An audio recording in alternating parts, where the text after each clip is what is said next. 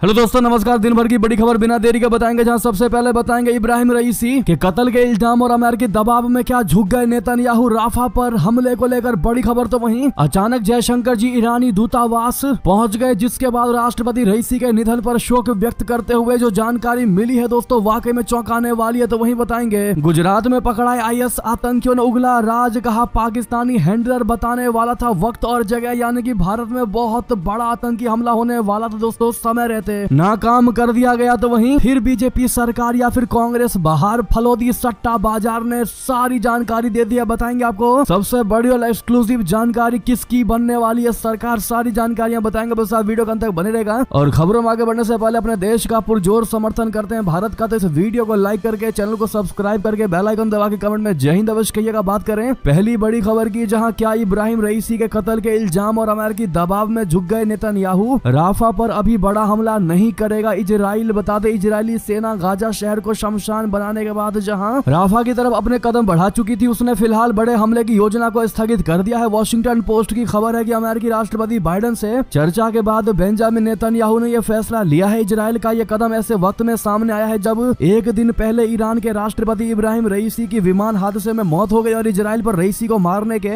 आरोप लग रहे हैं। रिपोर्ट है कि अमेरिका ने इजराइल को अभी फूंक फूंक कर कदम रखने की सलाह दी है। अमेरिका को पता है कि अभी ईरान वाकई में इतना बौखलाया हुआ है कि अगर इजराइल की तरफ से किसी भी प्रकार की छोटी सी भी हरकत की जाती है तो ये हरकत बहुत भारी पड़ सकता है इजराइल को। सिर्फ इजराइल को ही नहीं बल्कि ईरान के पड़ोसियों को। जी हाँ दोस्तों, वाकई में बहुत बड़े हमले को अंजाम दे सकता है इजराइल का थोड़ा सा भी हरकत करना। वैसे में अमेरिका ने इजरायली राष्ट्रपति नेतन्याहू को समझा दिया है कि अभी फूंक फूंक कर कदम रखें, और यही सबसे बड़ी वजह है कि राफा पर अभी हमला नहीं करेगा इजराइल। जी हाँ दोस्तों, ये सबसे बड़ी खबर थी, हमने आपको बताया है। लेकिन आपको बता दें, ईरान ने क्लियर कहा है कि अगर रईसी की मौत के पीछे का कारण इजराइल का पता लगा, यानी इजराइल का जरा भी हाथ निकला, तो हम बिना परमाणु के बात नहीं करेंगे। उसके बाद जो होगा हमें भी नहीं पता। ये बड़ी चेतावनी ईरान पहले ही दे चुका है और अब अमेरिका ने इजराइल को समझा भी दिया है। तो वहीं आपको बता दें दोस्तों, बड़ी खबर, जहां जयशंकर जी ने ईरानी दूतावास का दौरा किया, राष्ट्रपति रईसी के निधन पर शोक व्यक्त किया। जी हाँ, विदेश मंत्री जयशंकर जी ने मंगलवार को दिल्ली में ईरानी दूतावास का दौरा किया और हेलीकॉप्टर दुर्घटना में हुई राष्ट्रपति इब्राहिम रईसी तथा विदेश मंत्री हुसैन आमिर अब्दुल्लाहियान की मौत पर भारत की ओर से गहरी संवेदना व्यक्त की। रईसी के सम्मान में मंगलवार को पूरे भारत में एक दिवसीय राजकीय शोक मनाया जा रहा है। जयशंकर जी ने कहा कि भारत इस कठिन समय में ईरान के लोगों के साथ एकजुटता से खड़ा है। जी हाँ, आप उनका ये एक्सपर्ट ट्वीट भी देख पा रहे होंगे दोस्तों। तो वहीं आपको बता दें, ईरानी राजदूत ने बहुत बड़ा खुलासा किया। उन्होंने कहा कि कोहरा और बारिश की वजह से क्रैश हुआ था हेलीकॉप्टर। जी हाँ, ये कयास लगाए जा रहे थे, लेकिन अब ईरानी राजदूत ने भी सेम चीजें कही हैं। दरअसल ईरान के राष्ट्रपति इब्राहिम रईसी के हेलीकॉप्टर क्रैश को लेकर जताई जा रही तरह तरह की आशंकाओं को भारत के ईरान के राजदूत इराज इलाही ने खारिज कर दिया। इलाही ने कहा कि हेलीकॉप्टर क्रैश हादसा था या साजिश, इस बारे में कुछ भी नहीं कहा जा सकता। फिलहाल मौसम ही हादसे की मुख्य वजह माना जा रहा है, लिहाजा यही कहा जा रहा है कि कोहरा और बारिश की वजह से यह दुर्घटना हुई थी। लेकिन दोस्तों, आपको क्या लगता है, क्या इस रईसी के मौत के पीछे क्या इजराइल का जरा भी हाथ आपको नजर आता है दोस्तों? क्योंकि कहीं ना कहीं जहां पर यह हादसा हुआ है वो वाकई में घना कोहरा, उस दिन मौसम पूरे तरीके से खराब और पहाड़ी एरियाज थे, और ये हमला कहीं से कहीं तक नहीं लग रहा, जबकि ये सिर्फ और सिर्फ कुदरत का ही आप कहर कह सकते हैं कि उनके सामने मौत आ गई। बहरहाल दोस्तों, आपकी इस पर राय तो बनती है। तो वहीं आपको बता दें कि इब्राहिम रईसी को हजारों लोगों ने दी अंतिम विदाई, फलस्तीनी झंडे के साथ दिखाई दिए समर्थक। जी हाँ, ईरान के दिवंगत राष्ट्रपति इब्राहिम रईसी की अंतिम यात्रा में मंगलवार को हजारों लोग शामिल हुए। ईरानी राष्ट्रपति की मौत के बाद पूरे ईरान शोक लहर में डूब चुका है। अंतिम यात्रा में हजारों लोग काले कपड़े पहनकर शामिल हुए। लोगों के चेहरे पर मायूसी छाई हुई थी। आधुनिक हथियारों से लैस ईरान के गार्ड भीड़ की निगरानी कर रहे थे। ईरान के अधिकारी अपने नेता की अंतिम विदाई के दौरान भाषण दिए और शोक संगीत बजाया। तो वहीं बड़ी खबर बताते, गुजरात में पकड़ाए IS आतंकियों ने उगला राज, कहा पाकिस्तानी हैंडलर बताने वाला था वक्त और जगह। जी हाँ दोस्तों, ये एक बहुत बड़ी खबर जो हम आपको बता रहे हैं। गुजरात के अहमदाबाद से गिरफ्तार किए गए 4 संदिग्ध आतंकवादियों ने जांचकर्ताओं को बताया है कि उनका पाकिस्तान बेस्ट हैंडलर अहमदाबाद में उनके लिए गिराए गए हथियारों को इकट्ठा करने के बाद हमले को अंजाम देने के लिए उन्हें सटीक स्थान और समय बताने वाला था। हालांकि जांचकर्ता ATS के मुताबिक उन्होंने ये बताने से इनकार कर दिया है कि वे वास्तव में कहां आतंकवादी हमले को अंजाम देने की योजना बना रहे थे। ATS के पुलिस अधीक्षक सुनील जोशी ने मीडिया कर्मियों को बताया कि अब तक हुई पूछताछ में कथित आतंकियों ने यह बताने से इनकार कर दिया है कि वे वास्तव में कहां आतंकवादी हमले को अंजाम देने की योजना बना रहे थे। उन्होंने अब तक केवल इतना ही बताया है कि उनका हैंडलर हथियार इकट्ठा करने के बाद उन्हें लक्ष्य के सटीक स्थान और समय के बारे में सूचित करने वाला था। जी हाँ दोस्तों, अब आप अंदाजा लगा सकते हैं कि ये भारत को दहलाने की कितनी बड़ी साजिश रचकर भारत में आए थे और पूरी प्लानिंग के साथ भारत को दहलाने की कोशिश में लगे हुए थे। लेकिन समय रहते भारतीय एटीएस डिपार्टमेंट ने इनको पकड़ और धर दो बोचो। ऐसे में एटीएस की इस टीम को आप लोग थैंक यू कहना मत भूलिएगा। तो वहीं बता दें, कनाडा ने आखिरकार मान लिया खालिस्तानियों की शरण स्थली बना उनका देश, रोजाना एक आतंकी को दे रहा है शरण। जी हाँ, कनाडा का दोहरा चरित्र सामने आया है। कनाडा एक ऐसा देश बनता जा रहा है जिसे सीधे साधे हिंदुस्तानी नहीं बल्कि पक्के हिंसक खालिस्तानी चाहिए। जी हाँ, उसने अपने इमिग्रेशन नियमों में कुछ ऐसे बदलाव कर दिए हैं जिसकी वजह से वहाँ काम करने वाले सैकड़ों भारतीयों को मजबूरी में वापस भारत लौटना होगा। जी हाँ, भारत के प्रति कनाडा की असली मानसिकता क्या है, ये आज हम आपको बताने जा रहे हैं। ये खबर जी न्यूज की है दोस्तों, जो आपको हम बता रहे हैं। कनाडा की भारत विरोधी सोच का उदाहरण है खालिस्तानी आतंकियों को शरण देना और भारतीय विरोधी सोच का उदाहरण है इमिग्रेशन पॉलिसी बदलकर कामकाजी भारतीयों को वापस भेजना। हम आपको कनाडा के खालिस्तान प्रेम से जुड़े सबूत बताएंगे, लेकिन उससे पहले हम आपको कनाडा में हो रहे एक प्रदर्शन के बारे में बताना चाहते हैं। प्रिंस एडवर्ड आइलैंड और मॉन्ट्रियल में अप्रवासी भारतीय सड़कों पर प्रदर्शन कर रहे हैं। ये वो लोग हैं जो पढ़ाई करने या काम करने के मकसद से कनाडा में रह रहे थे। कुछ दिन पहले कनाडा के कई राज्यों ने अपनी इमिग्रेशन पॉलिसी में कुछ खास बदलाव किए। इमिग्रेशन पॉलिसी में हुए बदलाव की वजह से इन भारतीयों पर डिपोर्टेशन की तलवार लटकी हुई है। ये लोग अब कनाडा सरकार के खिलाफ प्रदर्शन कर रहे हैं। कनाडा के जिन राज्यों में इमिग्रेशन पॉलिसी में बदलाव किया गया, उनका कहना है कि उनके यहाँ जरूरी संसाधनों की कमी है, इसीलिए 25% अप्रवासियों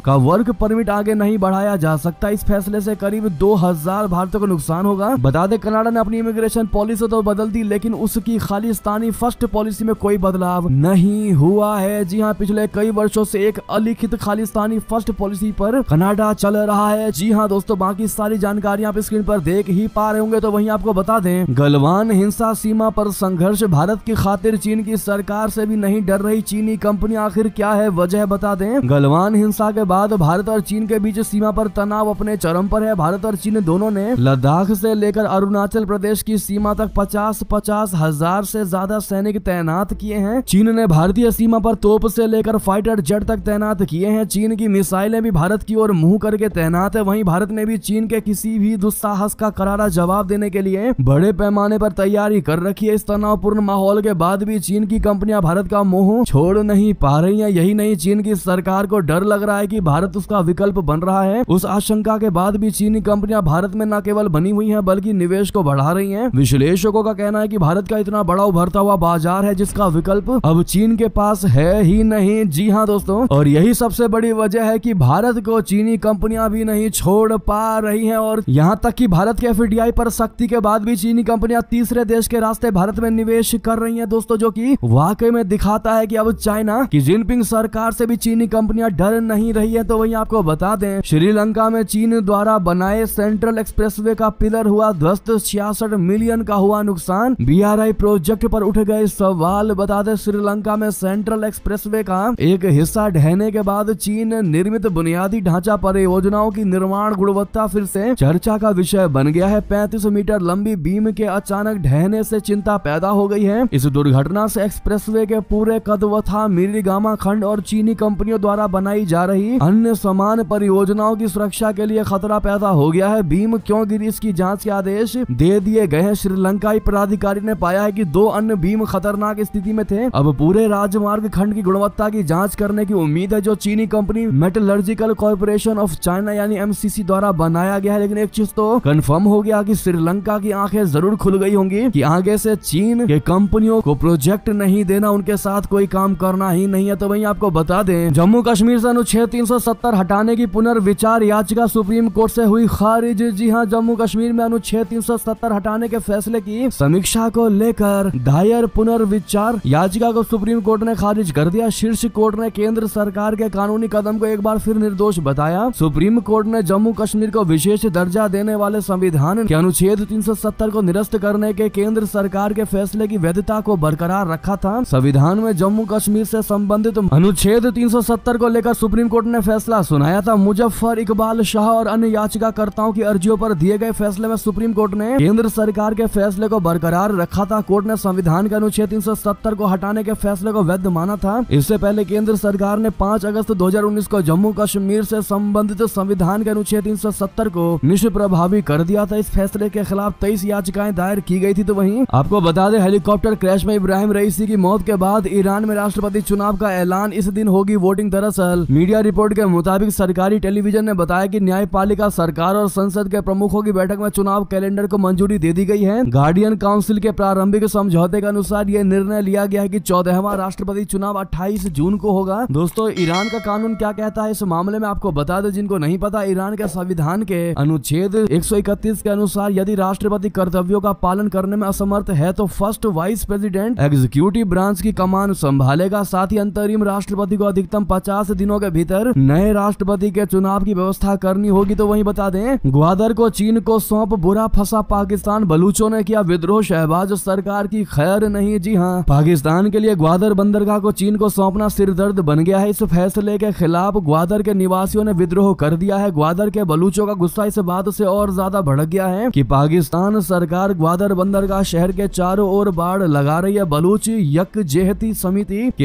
एक प्रमुख कार्यकर्ता और नेता डॉक्टर मेहरंग बलूच का कहना है कि पाकिस्तान सरकार ग्वादर बंदरगाह शहर के चारों ओर बाड़ लगाने और स्थानीय लोगों से जमीन चुराने की योजना बना रही है। इस साल उन्होंने बलूचिस्तान से लापता लोगों की रिहाई की मांग करते हुए इस्लामाबाद में धरने का नेतृत्व किया, जिनके बारे में उन्होंने कहा कि उन्हें पाकिस्तानी सेना ने अपहरण कर लिया था। तो वहीं बता दें, इंडोनेशिया को अमेरिकी प्रतिबंधों का डर नहीं, रशिया से खरीदने जा रहा सुखोई Su-35 लड़ाकू विमान। बता दें, रूस में इंडोनेशियाई राजदूत जोस तावारेश ने पिछले हफ्ते पुष्टि की है कि उनका देश सुखोई यानी कि सुखोई 35 लड़ाकू विमान खरीदने वाले समझौते से पीछे नहीं हटा है। रशिया और इंडोनेशिया ने 11 सुखोई Su-35 लड़ाकू विमान की खरीद के लिए $1.14 बिलियन के समझौते पर हस्ताक्षर किया है। हालांकि 2019 में ऐसी अपुष्ट खबरें आई थी कि इंडोनेशिया अमेरिकी प्रतिबंधों के डर से इस समझौते से पीछे हट गया है। अब इंडोनेशियाई राजदूत ने कहा कि जकार्ता अनुबंध के कार्यान्वयन पर लौटने से पहले स्थिति के अधिक अनुकूल होने की प्रतीक्षा कर रहा था। उन्होंने कहा कि इसे कुछ संभावित असुविधाओं से बचने के लिए रोक दिया गया था। तो वहीं बता दें, तुर्की में भारतीय नागरिक का अपहरण, 3 पाकिस्तानी गिरफ्तार, मांगी थी 20 लाख की फिरौती। जी हां, तुर्की की पुलिस ने रविवार को घोषणा की कि उन्होंने एडिरेन शहर में एक भारतीय नागरिक के अपहरण के आरोप में 3 पाकिस्तानियों को गिरफ्तार किया है। पुलिस ने कहा कि अपहरणकर्ताओं ने भारतीय व्यक्ति के परिवार से $24,000 के करीब 20 लाख भारतीय रुपए की मांग की थी। तुर्की की मीडिया ने कहा कि राधा कृष्णम नाम का एक युवा भारतीय काम के लिए तुर्की आया था। वो इस्तांबुल के एक रेस्टोरेंट में बर्तन धोता था। तुर्की पुलिस ने मीडिया को बताया कि अपहरणकर्ताओं ने इस युवक के हाथ पैर बांध दिए थे और उसके परिवार को एक वीडियो भेजकर धमकी दी थी। तो वहीं अमेरिका ने बांग्लादेश के पूर्व सेना प्रमुखों पर क्यों लगाया प्रतिबंध? पीएम हसीना के करीबी हैं अजीज अहमद। दरअसल अमेरिका ने बांग्लादेश सेना के पूर्व प्रमुख अजीज अहमद पर भ्रष्टाचार में कथित संलिप्तता के कारण उन पर प्रतिबंध लगाते हुए कहा है कि उनके कदमों ने बांग्लादेशी लोकतांत्रिक संस्थाओं और सरकारी प्रक्रियाओं में लोगों के भरोसे को कमजोर किया है। अमेरिकी विदेश मंत्रालय के प्रवक्ता मैथ्यू मिलर ने सोमवार को कहा कि अमेरिकी विदेश मंत्रालय ने बांग्लादेश सेना के पूर्व प्रमुख अजीज अहमद पर व्यापक भ्रष्टाचार में संलिप्तता के कारण प्रतिबंध लगाने की आज सार्वजनिक रूप से घोषणा की। अहमद बांग्लादेश की प्रधानमंत्री शेख हसीना के सहयोगी हैं। तो वहीं बता दें, ताइवान के नए राष्ट्रपति की चीन को चेतावनी, कहा धमकी देना बंद करें, शांति बनाए रखने पर दिया जोर। जी हां, चीन लगातार ताइवान के क्षेत्र पर अपना दावा करता रहा है। इस बीच ताइवान के नवनियुक्त राष्ट्रपति लाई चिंग-ते ने चीन को कड़ी चेतावनी दी है। लाई चिंग-ते ने चीन को साफ तौर पर कहा है कि ताइवान को धमकाना बंद करे। बता दें कि ताइवान के क्षेत्र पर चीन अपना दावा करता रहता है। अपने भाषण में राष्ट्रपति लाई ने चीन से ताइवान के खिलाफ सैन्य धमकियों के बंद करने और ताइवान जल डमरू मध्य में शांति बनाए रखने की बात कही। लाई की यह टिप्पणी ताइवान के नए राष्ट्रपति के रूप में पदभार ग्रहण करने के बाद आई है। 64 वर्षीय लाई राजनीति और कूटनीति में माहिर माने जाते हैं। 6 साल पहले ताइवान के राष्ट्रपति लाई ने खुद को ताइवान की आजादी की लड़ाई का कार्यकर्ता बताया था। लाई और नवनियुक्त उपराष्ट्रपति हसियाओ ही खिम ने एक साथ पद और गोपनीयता की शपथ ली है। एक रिपोर्ट में बताया गया है कि चीन दोनों ही नेताओं और उनकी पार्टी पर निशाना साधता रहा है। चीन की सत्तारूढ़ कम्युनिस्ट पार्टी का दावा है कि ताइवान उसका हिस्सा है। बीजिंग ने यह धमकी भी दी है कि अगर आवश्यक हुआ तो बलपूर्वक द्वीप राष्ट्र पर कब्जा करेगा। तो वहीं बता दें, यूक्रेन में लड़ रहे रूसी सैनिकों के पास हथियार नहीं है। जी हां, शिकायत करने वाला जनरल हुआ गिरफ्तार। जी हां, यूक्रेन में रूसी सैनिकों की समस्याओं के बारे में शिकायत करने के बाद पिछले साल सेवा से मुक्त किए गए एक रूसी जनरल को रिश्वतखोरी के आरोप में गिरफ्तार कर लिया गया है। रूसी मीडिया प्रतिष्ठानों की खबरों में कहा गया कि मेजर जनरल इवान पोपोव की गिरफ्तारी पिछले महीनों उप रक्षा मंत्री तिमूर इवानोव की गिरफ्तारी के बाद हुई है। रिश्वतखोरी के आरोप में गिरफ्तार किए गए पोपोव ने यूक्रेन में लड़ रहे रूसी सैनिकों के पास उपकरणों सुविधाओं की कमी की शिकायत की थी, जिसके बाद उन्हें सेवा से मुक्त कर दिया गया था। जी हाँ, तो वहीं इमरान खान को मिली बहुत बड़ी राहत, अदालत ने खारिज की पूर्व पीएम को अयोग्य ठहराने की याचिका। जी हाँ, पाकिस्तान के पूर्व पीएम इमरान खान को बहुत बड़ी राहत मिली है। इमरान खान के खिलाफ 2018 के चुनाव में नामांकन के दौरान गलत जानकारी देने के आरोप में उनका नामांकन रद्द करने की मांग को लेकर याचिका दायर किया गया था, लेकिन अब इस्लामाबाद हाईकोर्ट ने इमरान खान के खिलाफ दायर इस याचिका को खारिज कर दिया है। पूर्व पीएम इमरान खान ने के खिलाफ मोहम्मद साजिद नामक याचिकाकर्ता ने याचिका दायर किया था। तो वहीं बता दें, दिल्ली एनसीआर के 150 स्कूलों को कहां से भेजा गया था धमकी भरा ईमेल, आईपी एड्रेस से खुल गया राज। जी हां, दिल्ली और नोएडा में 1 मई को करीब 150 से अधिक स्कूलों को बम की धमकी वाला मैसेज गया था। आपको याद होगा दोस्तों, आपने खबर देखी भी होगी। इन स्कूलों को बम से उड़ाने की धमकी दी गई, जिससे हड़कंप मच गया था। अब जांच में पता चला है कि धमकी भरे ईमेल का आईपी एड्रेस हंगरी की राजधानी बुडापेस्ट का था। जी हां दोस्तों, आईपी एड्रेस से पता चला कि दिल्ली एनसीआर को यह मेल बुडापेस्ट से भेजा गया था। फिलहाल दिल्ली पुलिस हंगरी की जांच एजेंसियों से संपर्क में है। दहशतगर्दों ने जिस मेल सर्वर बोले तो mail.ru का इस्तेमाल किया गया वो रशिया का था। रूस से पुलिस को इंटरपोल के जरिए कई जानकारियां मिली, जिसके बाद पता चला कि धमकी भरे मेल का आईपी एड्रेस बुडापेस्ट का है। तो दोस्तों वहीं आपको बता दें, लंदन से सिंगापुर जा रही फ्लाइट टर्बुलेंस में फंसी, एक यात्री की मौत, कई घायल। जी हां, लंदन से आ रही सिंगापुर एयरलाइंस की एक फ्लाइट को गंभीर टर्बुलेंस के चलते मंगलवार को बैंकॉक में इमरजेंसी लैंडिंग करानी पड़ी। इसमें एक यात्री की मौत हो गई और कई घायल हो गए। एयरलाइन ने इसकी जानकारी दी है। प्लेन 211 यात्री और 18 चालक दल के सदस्यों के साथ लंदन से सिंगापुर जा रहा था। तो वहीं बता दें, सिंगापुर में तेजी से फैल रहा कोविड-19 का नया वेरिएंट, जून में हालात बेकाबू होने के आसार, लॉकडाउन पर बड़ा अपडेट। दोस्तों, सिंगापुर में एक बार फिर कोरोना के मामले तेज हो गए हैं। अनुमान जताया जा रहा है कि जून के मध्य और अंत के बीच सिंगापुर में कोरोना के केस चरम पर पहुंच सकते हैं। देश के स्वास्थ्य मंत्री ओंग ये कुंग ने कहा कि अभी हम कोविड लहर के शुरुआती दौर में हैं, लेकिन ये लगातार तेजी से बढ़ रहा है। स्ट्रेट्स टाइम्स अखबार ने स्वास्थ्य मंत्री के हवाले से जानकारी साझा की है। अखबार ने बताया कि सिंगापुर में कोरोना का प्रमुख वेरिएंट फ्लड तेजी से बढ़ रहा है। तो वहीं बात करते हैं डोमेस्टिक खबर की, जहां फिर बीजेपी सरकार या कांग्रेस की बहार, फलोदी सट्टा बाजार ने सब कुछ बता दिया। दरअसल पूरी जानकारी निकलकर सामने आ रही है। लोकसभा चुनाव के नतीजों की तारीख जैसे जैसे करीब आ रही है, वैसे ही राजस्थान के प्रसिद्ध फलोदी सट्टा बाजार के पूर्वानुमानित आकलन के ने लोगों का ध्यान आकर्षित किया है। लोकसभा चुनाव मतदान के 5 चरण पूरे हो चुके हैं। बाकी के 2 चरण का मतदान 25 मई और 1 जून को होगा। अब इस बात को लेकर अटकलें तेज है कि कौन सी पार्टी बहुमत हासिल करेगी और केंद्र में अगली सरकार बनाएगी। फलोदी सट्टा बाजार का सटीक भविष्यवाणियों का इतिहास रहा है, फिर चाहे वो चुनाव हो, क्रिकेट मैच हो या फिर मौसम की भविष्यवाणी हो। फलोदी सट्टा बाजार भाजपा के दमदार प्रदर्शन की बात कर रहा है। जी हाँ, सट्टा बाजार की भविष्यवाणी है कि बीजेपी 13 मई 2024 तक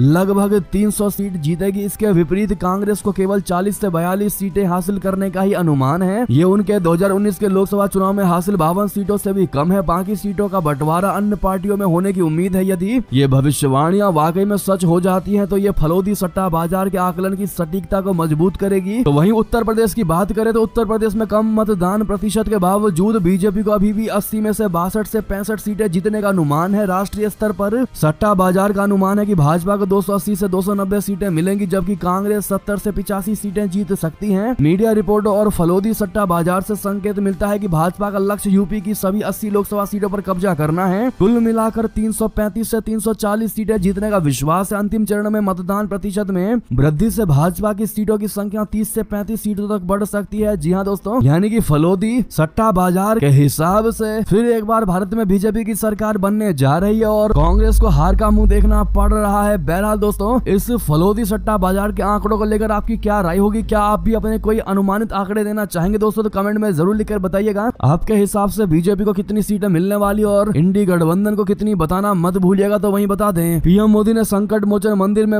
नवाया शीश। वाराणसी में कहा, पहली बार बिना मां के नामांकन किया, अब गंगा ही मेरी मां है। जी हाँ, प्रधानमंत्री नरेंद्र मोदी जी ने मंगलवार को यहाँ संकट मोचन मंदिर जाकर भगवान हनुमान जी की पूजा अर्चना की। प्रधानमंत्री नारी शक्ति संवाद कार्यक्रम संपन्न होने के बाद मुख्यमंत्री योगी आदित्यनाथ जी के साथ संकट मोचन मंदिर गए और पूजा अर्चना की। मोदी जी ने सोशल मीडिया मंच एक्स पर की गई एक पोस्ट में कहा कि मुझे वाराणसी में आज संकट मोचन हनुमान मंदिर में दर्शन और पूजन का सौभाग्य मिला। मैंने यहाँ काशी सहित देश भर के अपने परिवार जनों की सुख समृद्धि और आरोग्य की कामना की। तो वहीं प्रधानमंत्री के आगमन पर मंदिर परिसर में जय श्री राम और हर हर महादेव के एक साथ नारों से गूंज उठा। प्रधानमंत्री मोदी जी और मुख्यमंत्री आदित्यनाथ ने हाथ जोड़कर श्रद्धालुओं का अभिवादन किया। इससे पहले मात्र शक्ति सम्मेलन में पीएम मोदी ने अपने भाषण की शुरुआत भोजपुरी भाषा में की। पीएम मोदी जी ने कहा कि ये पहली बार है जब मैं काशी का नामांकन अपनी माँ की गैर मौजूदगी में कर रहा हूँ। अब माँ गंगा ही मेरी माँ है, इसीलिए मैंने कहा था कि माँ गंगा ने मुझे काशी बुलाया है, अब तो माँ गंगा ने मुझे गोद ले लिया है। तो वहीं आपको बता दें 5वें चरण के मतदान के बाद बीजेपी को 310 सीटें मिल चुकी, 400 के करीब। अमित शाह का सबसे बड़ा दावा। जी हाँ, केंद्रीय गृह मंत्री अमित शाह ने लोकसभा चुनाव के 5 चरण पूरे होने के बाद बड़ा दावा किया है। उन्होंने मंगलवार को कहा कि भारतीय जनता पार्टी को 310 सीटें मिल चुकी हैं। अमित शाह जी ने कहा कि 5वें चरण के मतदान के बाद भाजपा को 310 सीट पहले ही मिल चुकी हैं। 6ठे और 7वें दौर के मतदान के बाद हम 400 से अधिक सीटें हासिल कर लेंगे। जी हाँ, तो वहीं इंडी अलायंस की सरकार बनी तो बीजेपी नेता और ईडी सीबीआई के अफसर जाएंगे जेल। आतिशी का सबसे बड़ा बयान बता दें, आम आदमी पार्टी के नेता आतिशी ने मंगलवार को कहा कि 4 जून के बाद इंडी गठबंधन की सरकार बनेगी और उसके बाद इलेक्टोरल बॉन्ड घोटाला मामले में भारतीय जनता पार्टी के कई नेता और ईडी के अफसर जेल जाएंगे। आतिशी ने यह भी कहा है कि कुछ दिनों पहले मनीष सिसोदिया की जमानत याचिका को हाई कोर्ट ने खारिज कर दिया था। अब हम इस फैसले का सम्मान करते हैं, लेकिन हम सम्मान पूर्वक इससे असहमत हैं। हम लोग इसके खिलाफ सुप्रीम कोर्ट जाएंगे। ये तथाकथित शराब घोटाला एक राजनीतिक षड्यंत्र है जिसे भारतीय जनता पार्टी ने रचा है। यानी कि दोस्तों, आम आदमी पार्टी की ये नेता आतिशी वाकई में इतनी बड़ी बातें कह रही हैं। क्या लगता है आपको, क्या ये पॉसिबल हो पाएगा दोस्तों? क्या इंडी की सरकार बन पाएगी? आपकी जो भी राय हो बताना मत भूलिएगा। वाकई में विपक्ष